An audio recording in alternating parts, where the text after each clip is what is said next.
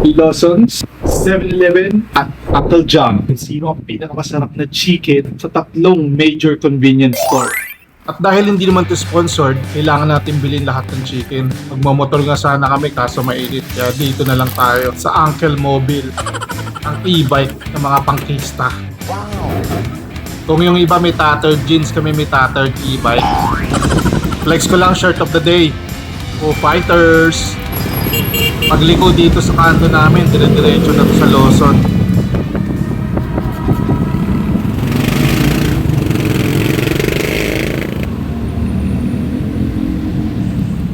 Dito pagpasok natin sa loob, sinabi ko lang kay kuya, pagbili po 1 piece chicken leg part. Pwede na! Ngayon, pabalik na tayo sa ating pinanggalingan. Dito kasi sa amin, may tatlong 7-Eleven at may Uncle John's. Sana all.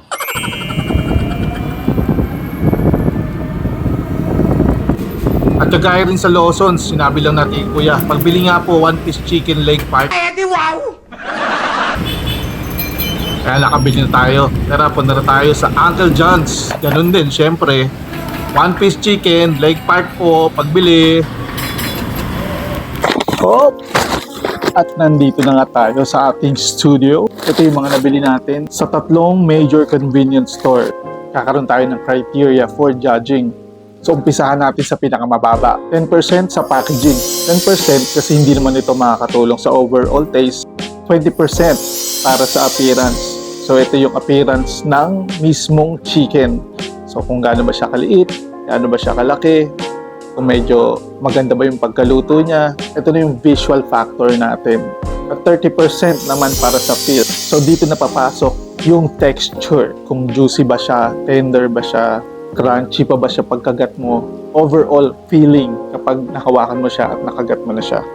And lastly, 40% para sa taste. So, simple lang yun. Kung sino yung pinakamasarap, umpisahan na natin. Ito yung sa Lawson. At ito naman yung sa 7-Eleven. Ito naman yung sa Uncle John's. So, ito, unahin natin yung sa Lawson. Maganda yung packaging niya. Kahoy ang kanyang utensils. Para sa akin, mas malaking factor to dahil biodegradable. Meron siyang dalawang rice, meron siyang gravy, at meron siya, syempre, nung chicken. Ngayon, sa Crunch Time Chicken sa 7-Eleven. Meron din siyang utensils, meron siyang tissue, at nakabalot. Gandahan lang nun is mas hygienic. May isa siyang rice, meron din siyang gravy, at yung chicken leg sa Uncle John's. So ito lang ang kutsara niya, plastic din, walang tissue, hindi nakabalot. Meron siyang syempre yung chicken leg, meron din siyang gravy, at isang rice. So ito yung packaging ng tatlong convenience store. I will give Crunch Time 9% dahil sa kanyang kutsara, although it's plastic, may kasama siyang tissue at may balot. Then I will give Lawson 8% dahil may utensil siya at ito ay kahoy, so biodegradable. And I'll give percent para sa Uncle John's dahil plastic na nga yung utensils nila, hindi pa nakabalot. Pumunta naman tayo sa kanyang appearance. So unahin naman natin 7-Eleven. So chicken is quite heavy, malaki rin siya. Maganda yung pagkaluto niya, pantay, may coating all throughout. So ito yung sa 7-Eleven. Next natin is Uncle John's. A little lighter kumpara sa 7-Eleven. Pantay din yung coating niya. Magandang pagkaluto. Mukhang okay. And next natin yung sa Lawson. Halos kasing bigat din siya nung sa 7-Eleven. Pero medyo mas mapayat siya. Yung coating niya, mas pleasing yung itsura ng coating ng dalawa. Again, Lawson. Ayan, 7-Eleven. Uncle John's. Ikot ko para makita niyo yung angle.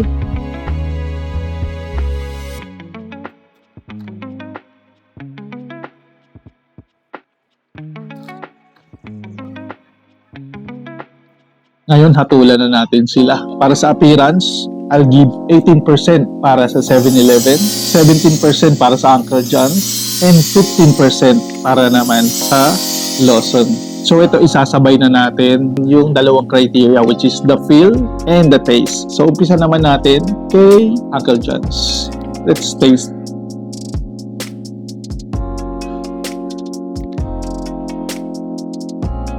Medyo crunchy pa siya.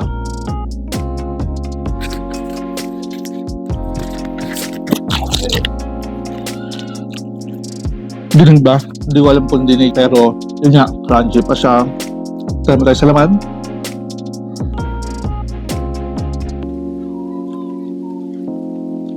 Hindi na siya juicy, pero hindi naman siya dry.